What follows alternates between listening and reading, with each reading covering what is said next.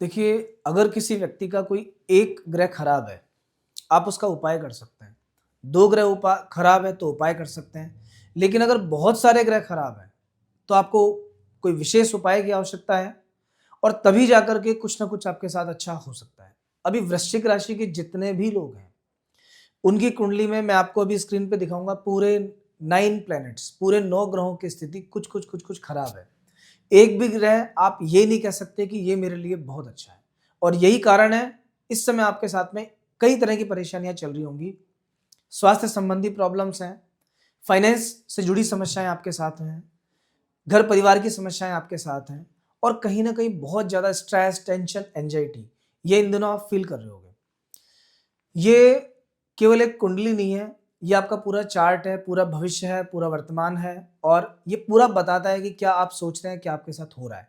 जितनी भी प्रॉब्लम्स आपके साथ हैं, उनके पीछे एक कारण है। मैं आपको बताता हूँ, ऐसा क्यों हो रहा है और आपको क्या करना चाहिए। अगर आप ध्यान से देखेंगे, इसी चार्ट में आपकी समस्याओं का समाधान छुपा है और करना क्या है हमें इन 9 प्लैनेट्स में से, जो ये 9 के 9 ग्रह खराब हैं, इनमें से 2 या 3 को अपना दोस्त बनाना है। जब 2-3 सपोर्टर आपके होंगे या 2-3 ग्रह आपके पक्ष में होंगे तो बाकी सब ग्रह फिर आपका कुछ नहीं कर पाएंगे। और स्पेशली कुंडली के जो मेन प्लैनेट्स हैं, जो कि ऐसा मान के चलिए कि बाकी ग्रह उनके पीछे-पीछे चलते हैं। अगर आप उन ग्रहों के हिसाब से अपना उपाय करेंगे, कुछ और प्लानिंग करेंगे, तो निश्चित रूप से आने वाले समय में आपकी जो भी समस्याएँ हैं, इनका समाधान निकलेगा। तो आइए मैं वन बाय वन आपको बताता हूँ। सबसे पहले देखिए, आपकी कुंडली में सूर्य सेकंड हाउस में विराजमान है।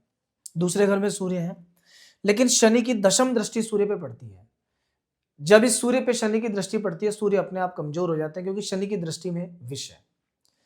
सूर्य के बाद चंद्रमा फास्ट मूविंग है, इसको छोड़ देते हैं, मंगल की बात करते हैं। मंगल वही सेकंड हाउस में बैठा है और शनि की दृष्टि में है। अगेन शनि की दृष्टि में बहुत पावर है, तो मंगल भी आपका डिस्टर्ब हो चुका है यहाँ पे। और मंगल का क्या मतलब है? मंगल आपको सीधा सीधा स्वास्थ्य पे इफेक्ट डालता है। शरीर का जो कारक है, मुख्य ग्रह लग्नेश आपका मंगल है, तो कहीं ना कहीं स्वास्थ्य से आप परेशान हो। मंगल के बाद आ जाइए बुध पर। बुध आपकी जन्म पत्रिका में लग्न में विराजमान है, लेकिन शत्रु ग्रह मंगल की राशि के अंदर। बुध और मंगल में कोई मित्रता नहीं है। मंगल की राशि में बैठने के बाद बुध को हर तरह से पीड़ा होती है। बुध आपकी कुंडली में रिप्रेजेंट करते हैं इनकम को, सोर्स ऑफ इनकम को। बुध के लग्न में होने का अर्थ है कहीं ना कहीं आपका स्वभाव प्रसन्नता वाला रहेगा, हंसी मजाक वाला रहेगा, लेकिन इनकम डिस्टर्ब है अभी। जो एक सोर्स ऑफ इनकम आपके पास था, प्रॉपर इनकम थी, वो अभी डिस्टर्ब है। बुध के बाद आ जाइए गुरु पर। बृहस्पति ऑलरेडी आपके अष्टम भाव में विराजमान है। चौथे, 8वें, 12वें घर में ग्रह खराब होता है और इस कारण से बृहस्पति भी अपना पॉजिटिव फल आपको नहीं दे रहे हैं। गुरु के बाद आइए शुक्र पर। शुक्र भी ठीक उसी तरह से लग्न में विराजमान है पहले घर के अंदर, और आपको पता है पहले घर में मंगल की राशि है वृश्चिक राशि। काल पुरुष के हिसाब से अगर आप देखेंगे तो काल पुरुष की कुंडली में भी फर्स्ट हाउस में मेष राशि आती है और यहां बैठकर शुक्र पीड़ित होता है। शुक्र को 12वें घर में बहुत अच्छा माना जाता है, लेकिन लग्न में पीड़ित है। शुक्र तक मैंने आपको बता दिया, सारे ग्रह आपके डिस्टर्ब है। शनि, शनि पंचम भाव में विराजमान है। 5वें घर में बैठा हुआ शनि तीसरी दृष्टि से देखता है सप्तम को, विवाह के स्थान को। लाइफ पार्टनर के साथ में कुछ कुछ दिक्कतें आप फेस कर रहे होंगे। अगर कोई पार्टनरशिप में व्यापार है तो वहां भी दिक्कत आपको फेस हो रही होगी। शनि की सेकंड दृष्टि है 11th पे, अगेन इनकम को डिस्टर्ब करता है, दोस्तों से धोखा देता है। और दशम दृष्टि पड़ती है सेकंड हाउस पर।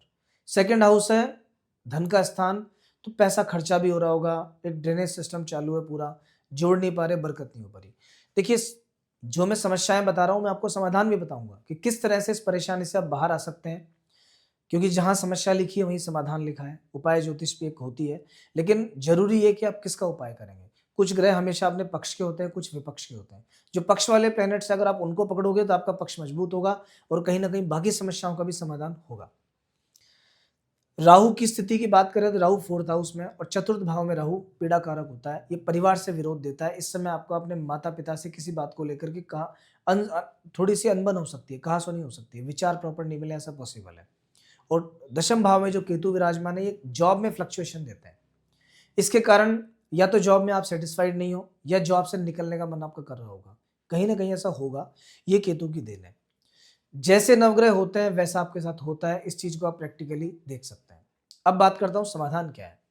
देखिए, बहुत सिंपल है।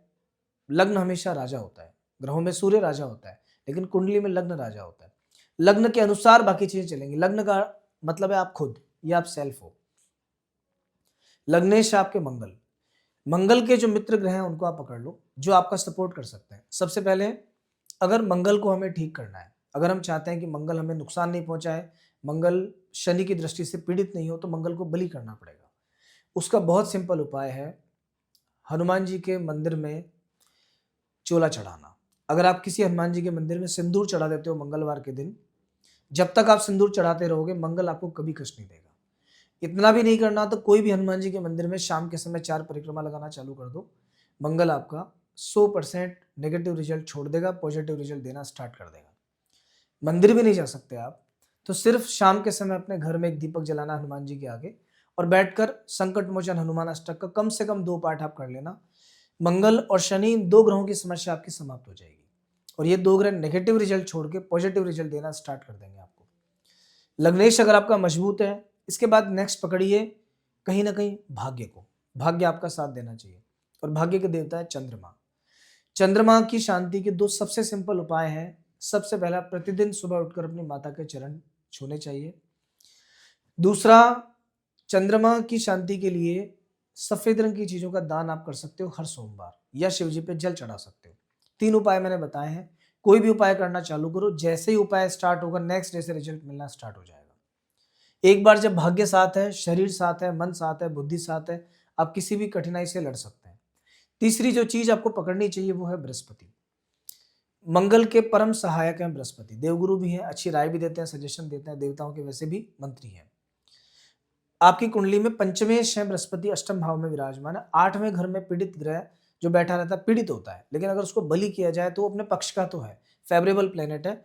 और बृहस्पति को ठीक करने का सबसे आसान उपाय है, डेली जो रोटी खाते हो आप, प्रतिदिन जब खाना आपके थाली में आता है, एक रोटी अलग निकाल कर आप गाय को देना स्टार्ट कर दो। ये छोटा सा उपाय बृहस्पति को पूरे तरीके से आपके अनुकूल कर देगा। और कुछ करना है तो एक पीले रंग का तिलक अपने माथे पर लगाना स्टार्ट कर दो, और भूल कर भी अपने मस्तक पर गंदे हाथ नहीं लगाने, झूठे हाथ नहीं लगाने। इससे बृहस्पति विशेष रूप से रुष्ट होता है। जो आपके घर में बड़े बूढ़े हैं आपके, उनकी थोड़ा मान सम्मान करना स्टार्ट करो। तो देखिए इससे क्या होगा कि लग्न पंचम नवम, लग्न है नारायण, पंचम और नवम है लक्ष्मी, लक्ष्मी नारायण योग बनेगा, और बाकी ग्रह आपको उतना नुकसान नहीं दे पाएंगे, क्योंकि फाइनेंस की स्थिति, मन की स्थिति, स्वास्थ्य की स्थिति, भाग्य की स्थिति, बुद्धि की स्थिति, पंचम भाव बुद्धि का भी होता है, ये सब आपको सपोर्ट करेगा। आप एक बार ये उपाय करके देखिए जो मैंने बताया। उसके बाद अगर आपने प्रॉपर स्टार्ट कर दिया, ज़्यादा नहीं, केवल आप 15 से 20 दिन इसको करके देखना। 20 दिन के बाद फिर आप बताना कि आपके जीवन में अब क्या चेंजेस हैं। बहुत से लोगों को हमने करवाया है, और उसके बाद काफ़ी अच्छे रिजल्ट्स इसके देखे हैं। दोस्तों, चलते चलते बात कर लेते हैं एक बार इस वीक की।